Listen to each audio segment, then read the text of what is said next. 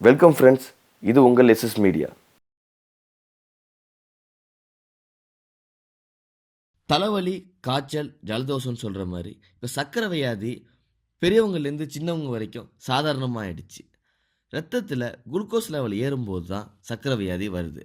அந்த சர்க்கரை வியாதியை நம்ம வீட்டில் உள்ள பொருட்களை வச்சு எப்படி கண்ட்ரோல் பண்ணுறதுன்னு பார்ப்போம். வீட்டில் கண்டிப்பாக வெந்தயம் இருக்கும். வெந்தயத்தை வச்சு எப்படி கண்ட்ரோல் பண்ணுறதுன்னு பார்ப்போம். வெந்தயத்தை 3 வகையாக எடுத்துக்கலாம்.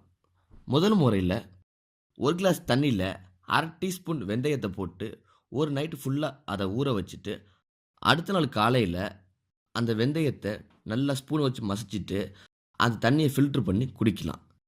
2வது முறை என்னென்னு பார்த்தீங்கன்னா, 1 லிட்டர் தண்ணியில் 1 டீஸ்பூன் வெந்தயத்தை போட்டு நல்லா கொதிக்க வச்சு அந்த தண்ணியை குடிக்கலாம்.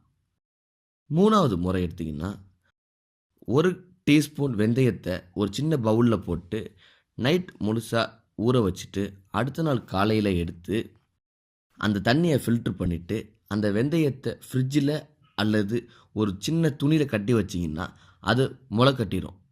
அந்த முளை கட்டினதை சாப்பாட்டோடு நம்ம சாப்பிடலாம், இல்லை சாப்பாட்டுக்கு அப்புறமும் நம்ம ஸ்நாக்ஸ் டைம்லேயும் சாப்பிடலாம்.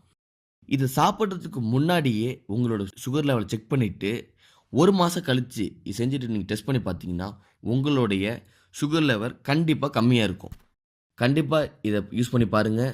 இந்த பேஜை லைக் பண்ணுங்கள், சப்ஸ்கிரைப் பண்ணுங்கள், மற்றவங்களுக்கும் ஷேர் பண்ணுங்கள். இன்னும் பல நல்ல தகவலுடன் மீண்டும் உங்களை சந்திக்கிறேன்.